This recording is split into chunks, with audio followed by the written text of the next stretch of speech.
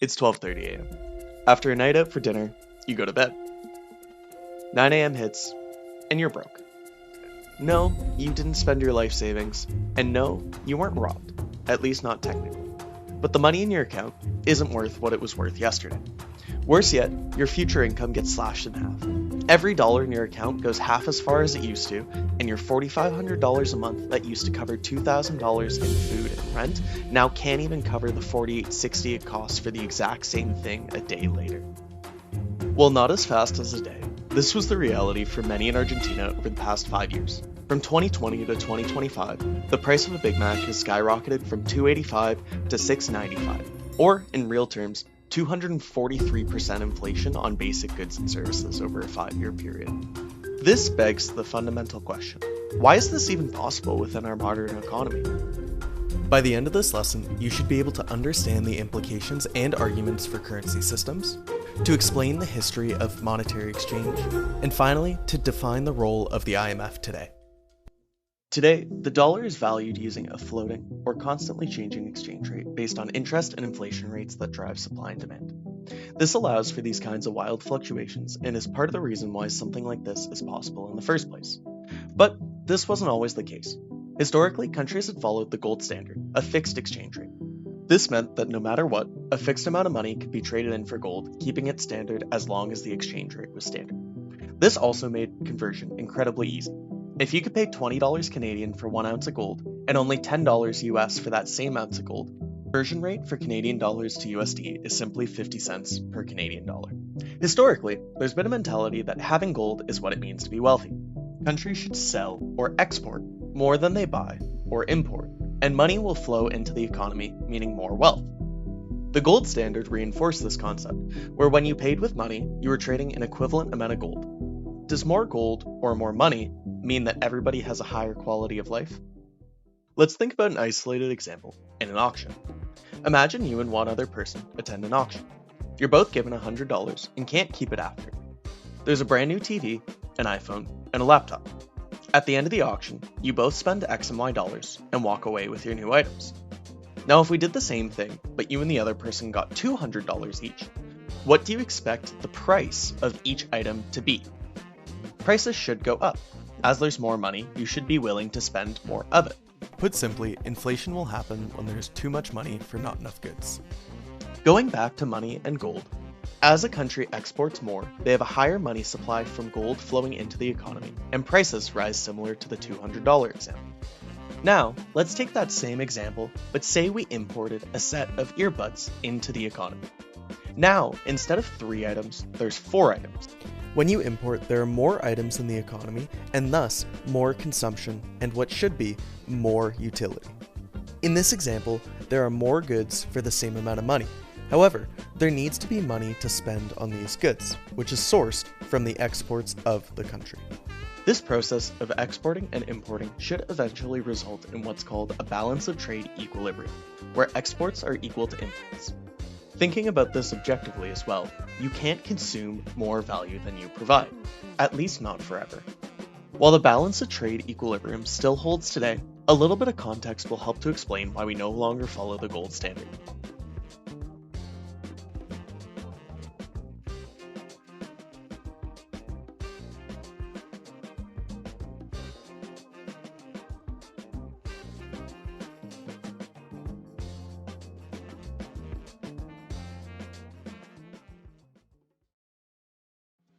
It's 1900, and everyone is spending money on the gold standard, everywhere. 14 years go by, and war. All of our gold is for the war. And so for a little bit, these numbers floated, which meant that for a short period of time, the gold standard was paused and there was no direct exchange rate from the government. But then, 1918, the war's over, and everyone says, please give us gold again. No, says Europe, but the US says, yeah, sure. After 7 years, Great Britain brings back the gold standard, and France does after 10 as well. Nothing has changed, and yet everything's different. Britain says, we will give you gold again at the old price. But, oh yeah, what's that? That's inflation, and a Great Depression going on for Britain at the same time. The result? Heavy doubt and speculation in Great Britain's economy. When this happens, people start pulling out gold until Britain can't sustain the transaction anymore and pauses the gold standard once again, back to a floating currency. What's important to note is at the time, the pound was the world currency, not the US dollar like today. And the US thinks, hey, maybe we shouldn't be doing this either. Oh, actually, maybe we shouldn't be doing it this cheap. And so, the US slashes the value of their dollar and increases the price of gold on their gold standard. And history pause. Why would they do that? Well, funny enough, for the same reasons they're allegedly trying to do today. To make the economy boom. At least hopefully. Canada did something similar in the 2000s too. Our dollar used to be 1-to-1 with the US dollar, and for a short period of time, it was even stronger. This was great. I could use my Canadian dollars, and it was the same as US. Everything was really cheap compared to now. So why did the Canadian government and the US government in the 1930s, and now allegedly, want to devalue their dollar? The answer for Canada was to make the world buy more Canadian things. When you leave the gold standard, it means that supply and demand dictate the value of a dollar, and prices are usually slower to respond than the change in value. Take the example that I sell oil in Canada at $100 Canadian per barrel. If the conversion rate changes from 1-to-1 for Canadian to USD to 75 cents Canadian for $1 US, that barrel is now 25% on discount for all of my American buyers. Now, a company in the US that also sold the same oil at the same price but in USD, that barrel now costs me $133 Canadian from the US. So, in effect, devaluing your dollar means more exports, as it's cheaper for everyone outside of the country to buy your product, and by nature, less imports, as it's more expensive for buyers in Canada to buy products from outside. And, as we saw with the gold standard before, more gold in than out. This, however, is a double-edged sword, as it also leads to inflation. With more exports, the prices go up, as well as the value of your dollar going down, which leads to normal inflation. But this also means that if you have debt, the real value of your Canadian debt goes down, but all foreign debt would increase in price. In effect, these exports act as a future store of value for further consumption. Going back to balance of trade, we would expect more imports in the future, and thus more consumption and a better quality of life. And this is exactly why the US in the 1930s, and allegedly now, wanted to devalue their dollar. Devaluation of the dollar, in theory, should boost the economy when done within reason. Now, you may say, this sounds great. Everyone should do this. And they did. Nobody trusted their dollars again. Now, if this happened to you, your wage would go down in relation to prices. You can't buy food. You wouldn't be able to buy a house because property prices would keep going up, and inflation would be one of the major topics. And, oh yeah, it's starting to sound like 2025 again. Now, history unpause. It's the 1930s again, and boom, World War II's here. Everyone wants cheaper goods for the war, and even before that, they started to devalue their dollar too. And everyone keeps devaluing their dollar until nobody trusts anything anywhere. This is what led to the Bretton Woods system in 1944. As a result, 44 countries made a handshake deal that they would stop with the nonsense. They all pegged their exchange rate to the US dollar, which itself was pegged to gold at $35, and essentially pinky promised to stay within 1% of it. Then, it was up to the countries to make sure that the price stayed there, either by buying or selling its own currency or gold as needed. Under Bretton Woods, only the US dollar was directly convertible to gold, and every other currency had a target exchange rate to maintain based on the US dollar. Under this system, it's vital that the currency that other currencies are pegged to is predictable, stable, and consistent. Bretton Woods also led to two new organizations, the first of which is the International Monetary Fund, or IMF for short. Their job was to police all of the currency exchanges and make sure the people that showed up and agreed to this actually did their job and kept the agreed exchange rates. Through this, they wanted stability both globally, so no more silly trade wars, and domestically, to make sure that you could still afford to buy bread. The other function of the IMF was to be flexible, because the war made everyone realize it's hard to maintain a currency. The IMF developed a built-in bailout system, where struggling economies would get loans to buy back more of their currency, reducing the money supply and pushing the value of their currency up again. The second organization introduced was the World Bank for Reconstruction and Development. Keep in mind, after this happened, there was actively a war going on that countries needed to rebuild from. Once they finished rebuilding from the war, they started investing in underdeveloped countries, providing low-interest loans to high-risk investees from these countries. The wealthier countries also contributed money towards low to no interest loans for the world's poorest economies.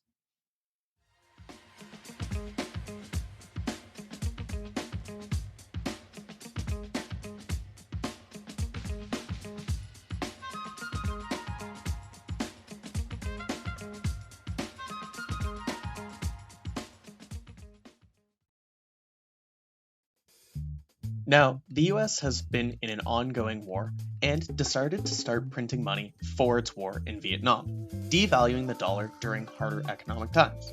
So, once again, speculators started to panic, thinking the next global currency was Germany's. So, everyone raced to buy Germany's currency, and the US dollar started to plummet.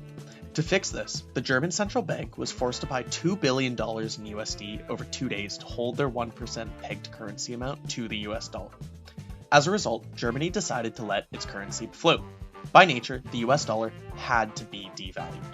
The president at the time, Nixon, rather historically removed the gold standard and tried to force the world to revalue its currency to this new change as a result of all the inflationary pressure. Other countries did not want to devalue the US dollar, as all of them would need to lower the rate for its value to go down as well. Otherwise, their own goods would become too expensive. While some again pegged their value to the dollar, others retained a floating exchange rate, the system we have today. So why do this, and what are the arguments for a floating monetary policy? The first is that it gives autonomy over monetary policy. Through interest rates and money supply, countries are able to influence spending and investing. The second is that by nature, this will lead to trade balance adjustments and a change in imports and exports. When currencies are allowed to float, they will naturally reach equilibrium. The third and most commonly cited reason is crisis recovery. Like throughout this video, war has been the focus of money printing.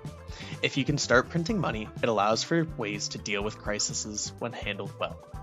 Now, the other side is against floating exchange rates.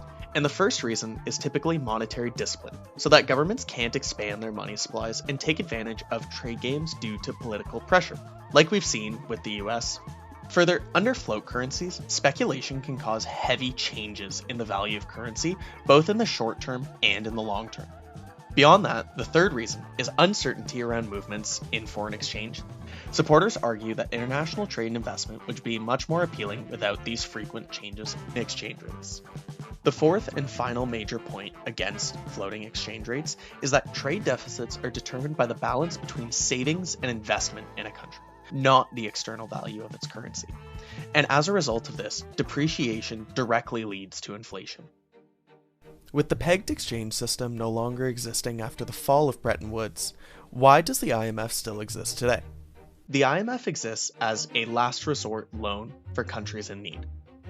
And so the IMF will step in to help, and you can have your loan, except with strings attached. The first is that you need to cut public spending rates. The second, higher interest rates. And the third, tight monetary policy. This is austerity. And beyond, people that speculate around the IMF and are against it typically point to its focus on deregulation of sectors protected from domestic and foreign competition, the privatization of state-owned assets, and the one benefit, better financial reporting for all of its companies and governments. With all of that being said, what does this mean for international businesses? Well, it means that there is a significant amount of economic risk for any country that you're operating in. A focus on diversification of the economies that you're present in, as well as being able to contract out low skill or low labor work to reduce your exposure to the specific economy you're operating in, can provide excellent returns in the short term. And finally, as a quick review of some of the things we've already gone over, inflation is not always bad or always good. It simply is. Further, inflation and prices can impact your real earnings and the real value that it costs to either you or your consumers. To build upon this, we looked at how debt can be favorable if taken out in a high inflation currency at a favorable rate, recalling the Fisher effect from Chapter 10. And finally, looking at countries that have higher imports, it typically signals stronger purchasing economies, while countries that have more exports typically signal stronger growth or production.